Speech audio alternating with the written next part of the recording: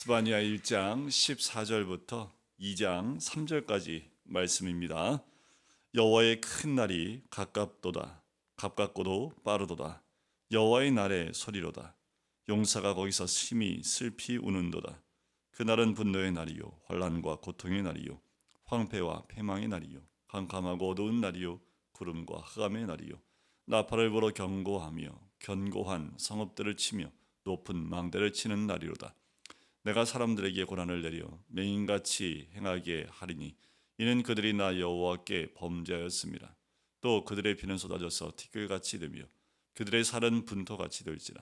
그들의 은과 금이 여호와의 분노의 날에 능히 그들을 건지지 못할 것이며 이 온 땅이 여호와의 질투의 불에 삼켜지리니 이는 여호와가 이 땅 모든 주민을 멸절하되 놀랍게 멸절할 것입니다.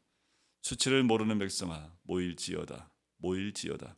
명령이 시행되어 날이 겨같이 지나가기 전 여호와의 진노가 너희에게 내리기 전 여호와의 분노의 날이 너희에게 이르기 전에 그리할지어다.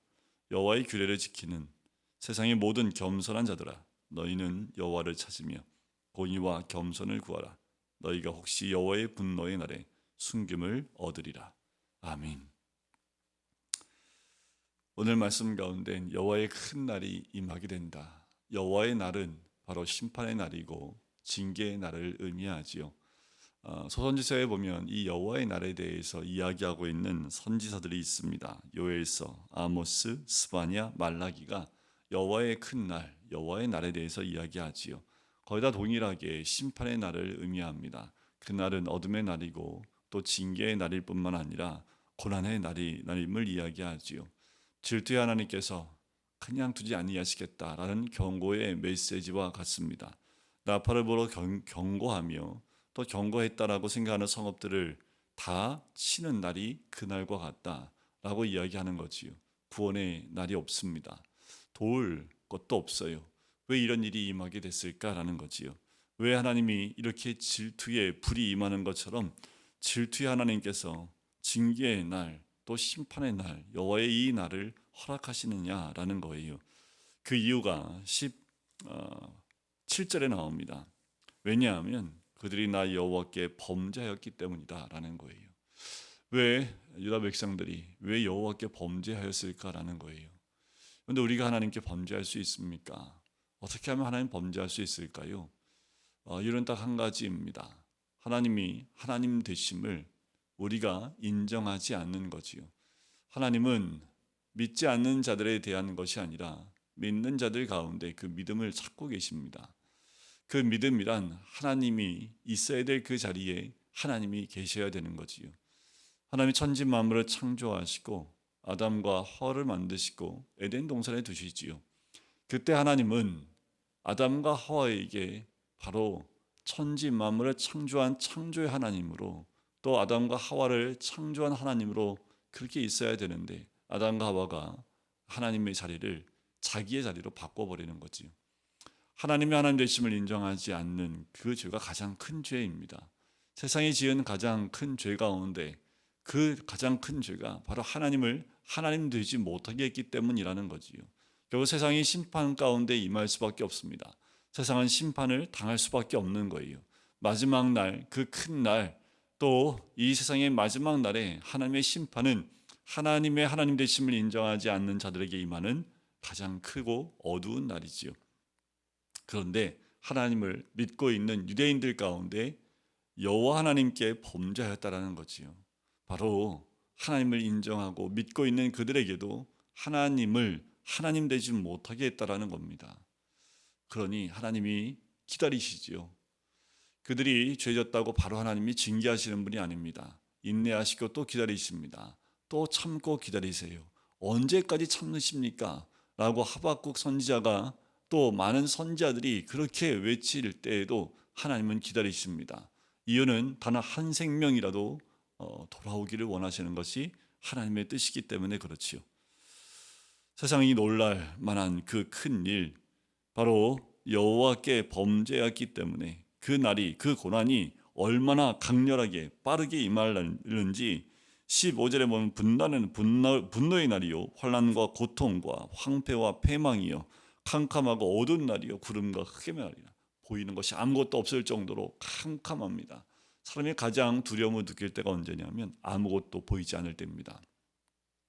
빛이 하나도 없고 완벽한 어둠 가운데 있으면 불안하고 두려움에 휩싸이게 되는 것이 모든 인간의 모습입니다. 왜 인간은 그 캄캄한 가운데 두려워할까요? 두려울 수밖에 없지요. 왜요? 하나님을 떠난 백성들, 죄 가운데 있는 백성은 두려움밖에 없습니다.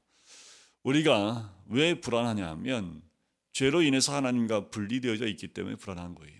하나님 안에 있으면 어떤 환경이 와도 불안하지 않지요.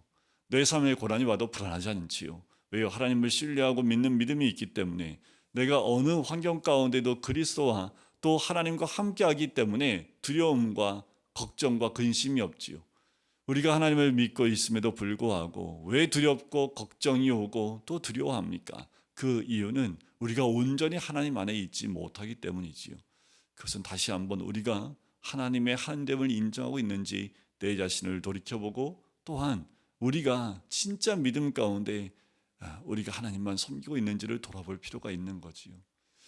하나님을 의지하고 신뢰하는 것, 언제 하나님을 의지하고 신뢰합니까? 우리가 평안하고 모든 일이 잘 될 때, 그때 하나님을 의지하게 될까요? 아니요. 어쩌면 우리 삶 가운데 고난이 오고 아픔이 오고 괴로움이 올 때, 그때 하나님을 더 의지하게 되고 더 하나님께 매어 달리게 되는 거지요. 하나님을 찾게 되는 거지요. 하나님을 찾고 하나님 안에 거하기를 원하는 것이 바로 우리가 고난 가운데 있을 때 아닙니까? 우리 삶 가운데 평안함만 있을 때 우리가 과연 하나님 안에 있는지 우리가 스스로 알 수 있을까요? 그렇지 못한다라는 거지요. 자, 이들이 왜 하나님께 범죄했냐 하면 18절에 보면 그들의 은과 금이 여호와의 분노의 날에 능히 그들을 건지지 못할 것이며 라는 거예요. 아, 그러면 이들이 왜 여호와께 범죄했습니까? 바로 물질 때문이라는 것을 우리가 짐작할 수 있겠지요. 이들이 우상을 섬기는 이유, 하나님의 하나님됨을 인정치 못하는 것은 우리가 그렇게 그리스도를 믿고 그리스도 안에 있는다고 얘기하면서도 우리가 또 속히 넘어지고 또 넘어지는 이유는 우리가 원하는 대로 풍족함이 이루어지지 않기 때문에 그래요. 내가 원하는 평안함이 또 풍족함이 내 안에 있지 않기 때문이라는 거지요. 이것 때문에 하나님을 떠난다라는 겁니다. 하나님의 하나님됨은 우리의 많고 또 풍요로움 가운데 있지 않습니다. 하나님이 우리에게 하나님 되심은 환경에 구애받지 않는 거지요. 하나님은 어떠한 환경에도 또 어떠한 모습으로도 우리와 함께하기 원하시고 또 우리에게 영광 받기를 원하시는 분이 우리 하나님이십니다. 그런데 그 영광을 그 은과 금을 주는 그 우상들에게, 또한 은과 금으로 만든 우상들에게 그 풍요함을 요구하며 그 앞에 절하는 거지요. 하나님은 질투의 불에 삼키게 하는, 온 땅이 여호와의 질투의 불에 삼키게 하시는, 그럴 수밖에 없는 하나님의 질투가 일어나게 하는 것이 바로 이들의 모습이었다라는 것이요. 우리 하나님은 언제든지 채우실 수 있고 또 그 채워주심을 다 쏟게 하실 수도 있는 분입니다.